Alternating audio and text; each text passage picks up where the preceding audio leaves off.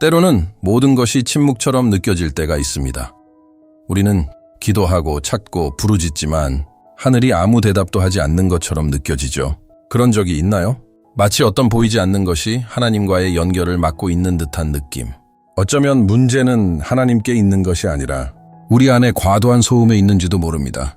당신의 주의를 끌기 위해 소리치는 목소리들, 믿음을 잠재우는 습관들, 아버지와의 친밀함을 앗아가는 산만함들이 있습니다.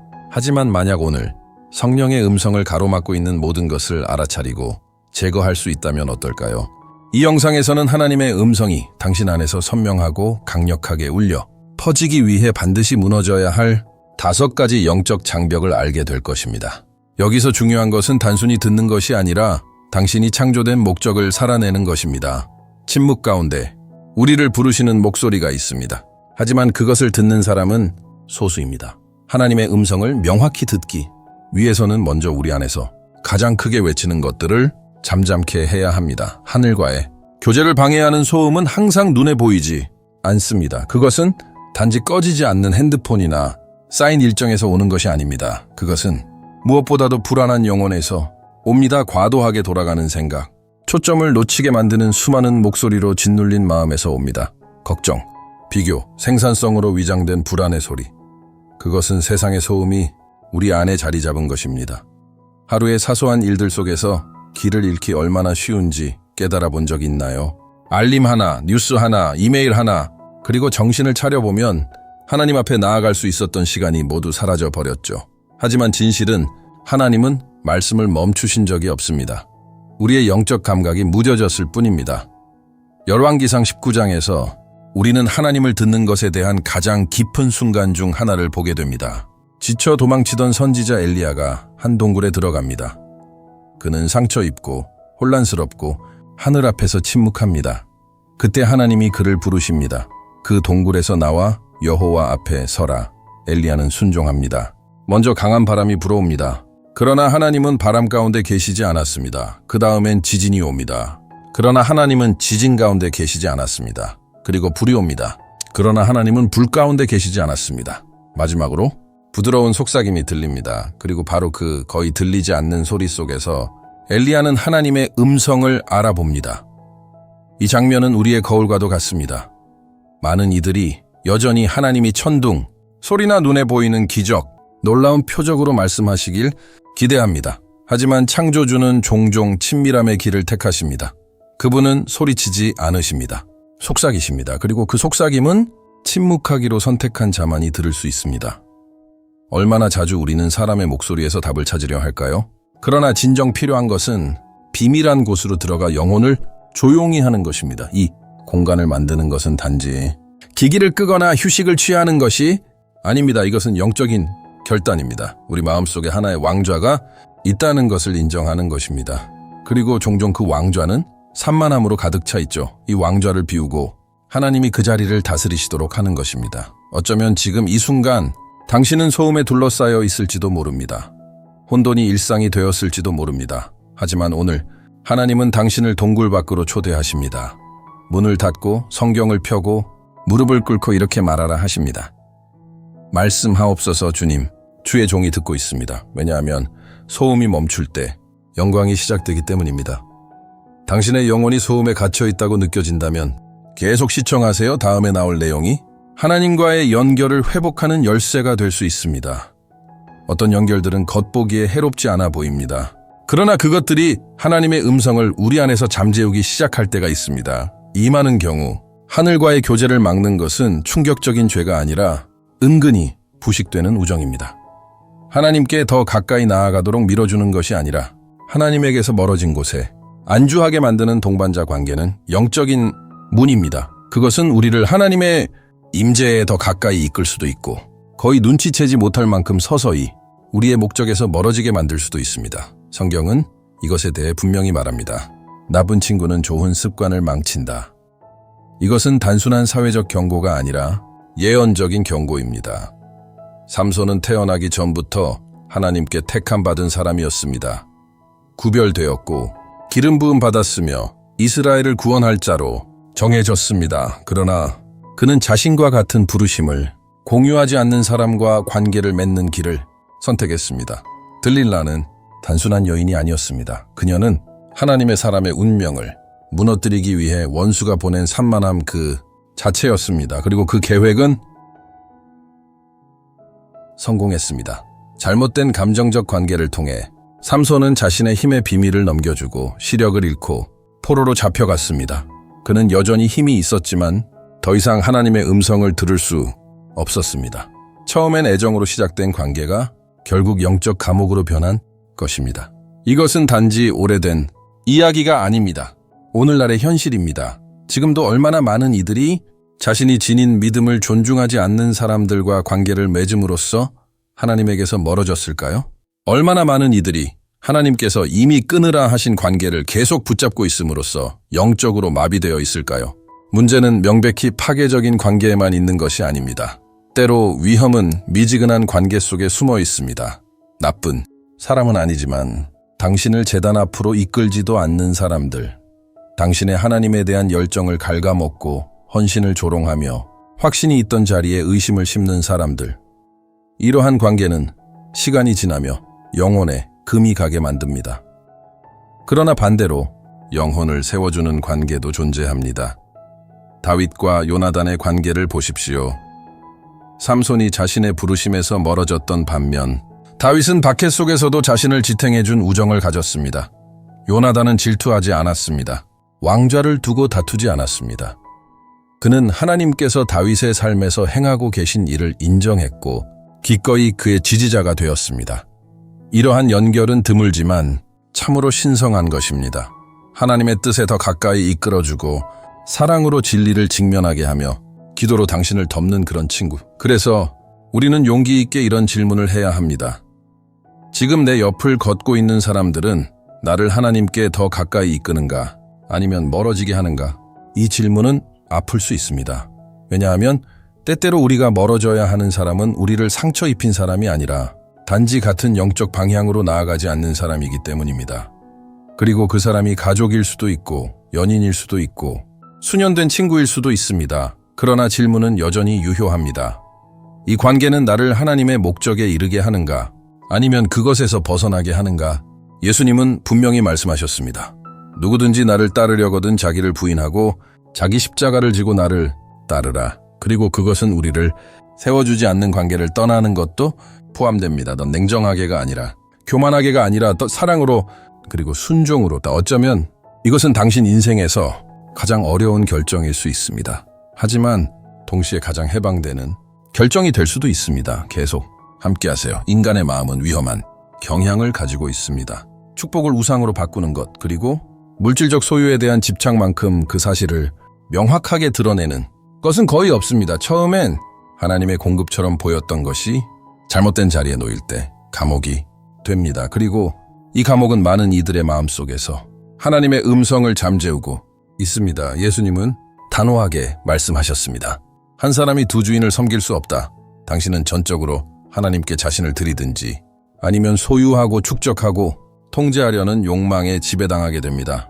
문제는 부유함 그 자체에 있는 것이 아닙니다. 그것이 당신 안에서 차지하고 있는 위치에 있습니다. 그것들이 만들어내는 거짓된 안정감에 있습니다. 마음을 미묘하게 어긋나게 하는 방식에 있습니다. 부자, 청년은 이 진리를 가장 인상 깊게 보여주는 사례 중 하나입니다. 그는 정직했고 종교적이며 계명을 지켰습니다. 그러나 예수님이 제자의 진짜 대가를 보여주실 때 네가 가진 모든 것을 팔아 가난한 자들에게 주고 나를 따르라.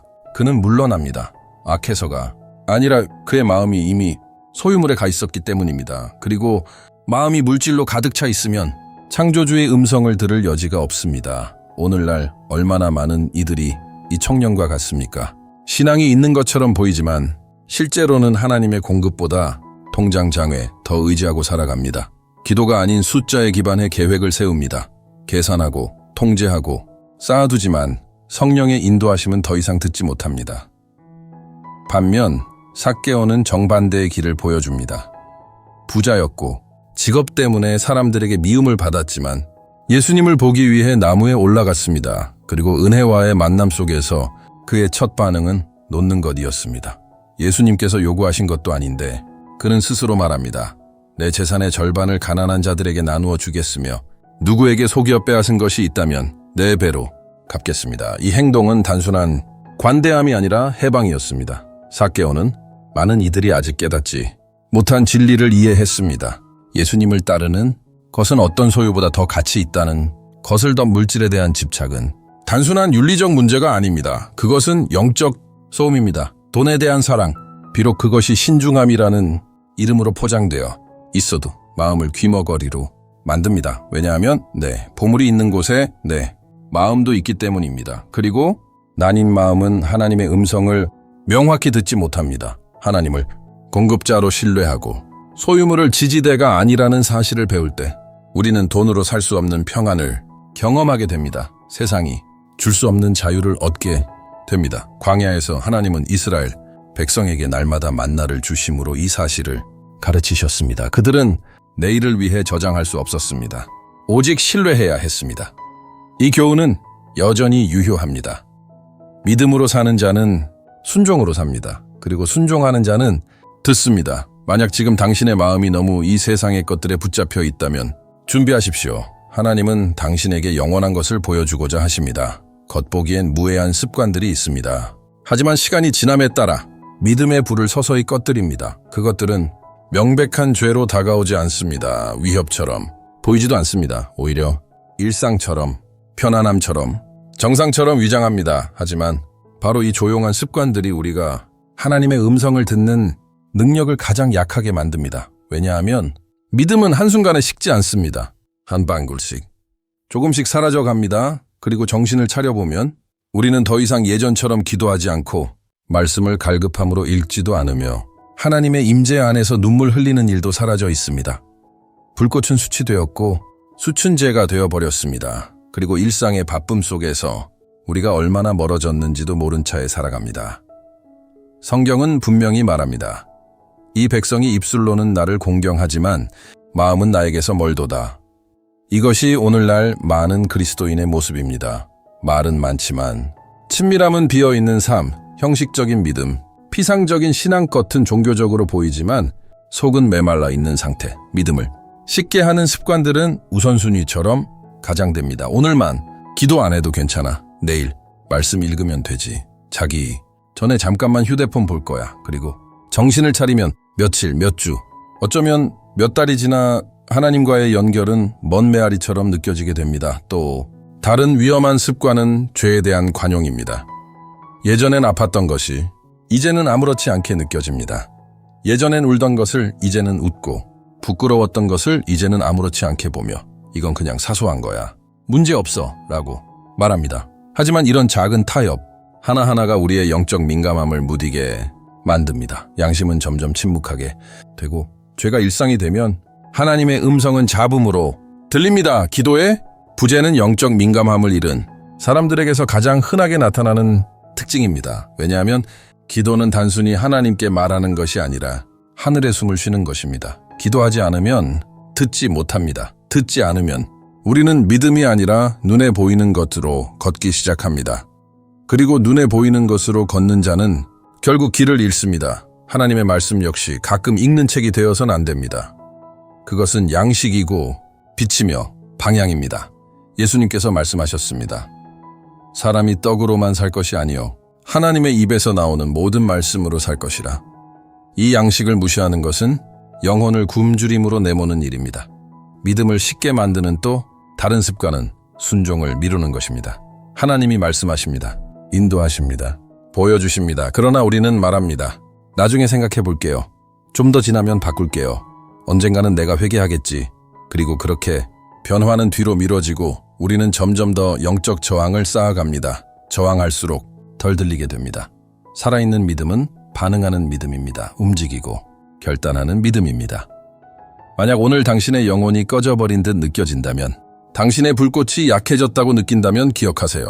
아직 늦지 않았습니다. 아직 불은 남아 있습니다. 아직 다시 타오를 기회가 있습니다. 당신이 영적으로 잠들어 있을지 모르지만 오늘 하나님은 당신을 깨우기 위해 부르고 계십니다. 아직 늦지 않았습니다. 두려움은 하나님의 진리를 덮어버리는 거짓말을 속삭이고, 의심은 마음속에서 끊임없이 울려 퍼지며 신뢰를 갉아먹고, 믿음을 약하게 하며 걸음을 느리게 만듭니다. 이 둘은 영적 청각의 조용한 적입니다. 소리치지 않지만 공간을 차지합니다. 공격하지는 않지만 안에서 무너뜨립니다. 성경에는 두려워하지 말라, 의심하지 말라 하는 명령이 가득합니다. 그것은 하나님께서 우리의 감정을 무시하신다는 뜻이 아니라 이러한 음성들이 지속적으로 마음의 자리를 잡을 때 얼마나 파괴적인지를 잘 아시기 때문입니다. 두려움은 우리를 마비시킵니다. 상황을 바라보게 만들고 그 상황 위에 계신 하나님을 보지 못하게 합니다. 베드로가 물 위를 걸을 때 그랬습니다. 예수님을 바라보고 있을 때 그는 논리를 뛰어넘고 중력을 이기며 기적 위를 걸었습니다. 하지만 더 강한 바람, 작은 산만함, 한순간의 의심이 그를 가라앉게 만들었습니다. 믿음이 없어서가 아니라 두려움이 너무 많았기 때문입니다. 의심은 마치 영적인 시야를 흐리게 하는 안개와도 같습니다. 이것이 바로 도마가 부활을 믿지 못했던 이유입니다. 제자들의 증언이 있었음에도 그는 말했습니다. 내가 만져보기 전에는 믿지 않겠다. 예수님은 사랑으로 그가 만져보게 허락하셨습니다. 그러나 동시에 이런 교훈을 남기셨습니다. 보지 않고 믿는 자들은 복이 있도다. 보지 않고 믿는 것 이해하지 못해도 신뢰하는 어떤 모든 세부를 몰라도 따르는 것, 바로 이런 믿음이 세상이 듣지 못하는 하나님의 음성을 듣게 합니다. 모세는 홍해 앞에서 공포에 휩싸인 백성들의 외침을 들었습니다. 그러나 그는 하나님의 음성을 선택해 들었습니다. 하나님은 말씀하셨습니다. 너는 어찌하여 나에게 부르짖느냐? 이스라엘 자손에게 앞으로 나아가라 하라. 상식은 멈춰라라고 말했지만 하나님은 전진하라 하셨습니다. 그리고 바다가 갈라졌습니다. 믿음은 도전을 없애주진 않지만 그 도전에 맞서는 새로운 자세를 줍니다. 두려움은 우리를 뒤로 물러나게 만들고 의심은 머뭇거리게 만들며 믿음은 조용히 어두운 가운데서도 전진하게 합니다. 많은 약속들이 아직 이루어지지 않은 이유는 두려움이 첫걸음을 막고 있기 때문입니다. 많은 부르심들이 아직 응답되지 않은 이유는 의심이 너무 많은 질문을 던지기 때문입니다. 그리고 이런 음성을 들으면 들을수록 하나님의 음성은 더욱 희미해집니다. 사도 바울은 이렇게 말했습니다. 하나님이 우리에게 주신 것은 두려워하는 마음이 아니요 오직 능력과 사랑과 절제하는 마음이니 두려움은 하나님에게서 오지 않습니다. 의심도 하나님에게서 오지 않습니다. 그리고 하나님께로부터 오지 않은 것은 내어버려야 합니다. 두려움과 의심을 내려놓는 것은 신뢰를 위한 공간을 여는 것입니다. 그분은 선하시고 그분은 신실하시며 우리가 느끼지 못할 때에도 여전히 함께 하십니다. 만약 지금 당신의 삶에서 하나님의 음성보다 두려움이 더 크게 들린다면 오늘 하나님은 다시 신뢰하라고 당신을 부르고 계십니다. 영적 자기만족은 달콤한 독입니다. 아프지 않습니다. 충격적이지도 않습니다. 하지만 영혼을 잠들게 만듭니다. 이 정도면 충분해. 이 정도면 괜찮아. 이제 더 깊이 갈 필요는 없어. 라는 미묘한 감정덧 일상이 갈망 대신 자리를 차지할 때, 안락함이 성숙함처럼 가장될 때, 믿음이 더 이상 움직이지 않고 그저 존재만 할 때가 있습니다. 그리고 가장 위험한 건 자신은 괜찮다고 믿고 있다는 사실입니다. 하지만 내면에서는 이미 하나님의 음성이 잠잠해졌습니다라. 오디게아 교회는 예수님으로부터 성경에서 가장 강력한 경고 중 하나를 들었습니다. 나는 네 행위를 안다. 네가 차지도 않고 뜨겁지도 않도다. 차든지 뜨겁든지 하기를 원하노라.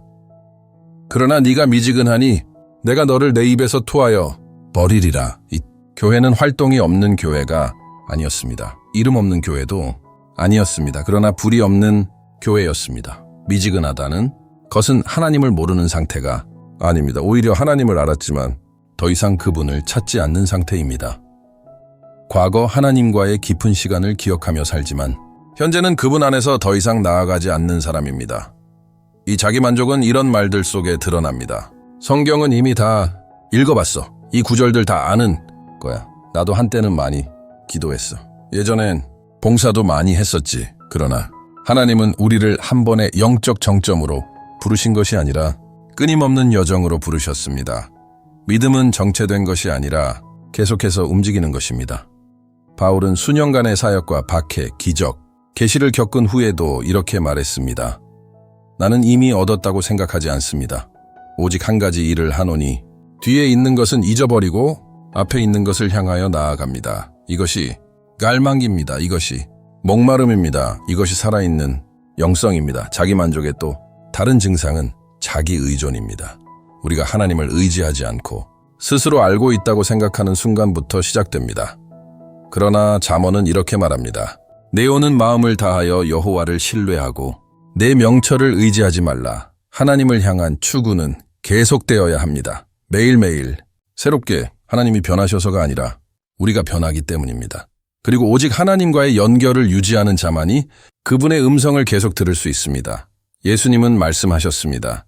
너희는 먼저 그의 나라와 그의 의를 구하라. 그리하면 이 모든 것을 너희에게 더하시리라. 여기서 구하라는 현재 진행형입니다. 더 삶의 방식입니다. 일시적인 시기가 아니라 지속적인 태도입니다. 당신의 믿음이 식었다는 것을 느낀다면, 하나님을 향한 갈망이 약해졌다면, 영적 삶이 멈춘 것처럼 느껴진다면 그 상태에 안주하지 마십시오. 불 없이 사는 삶을 당연하게 여기지 마십시오. 삶이 멈춘 것처럼 느껴진다면 그 상태에 안주하지 마십시오. 불 없이 사는 삶을 당연하게 여기지 마십시오.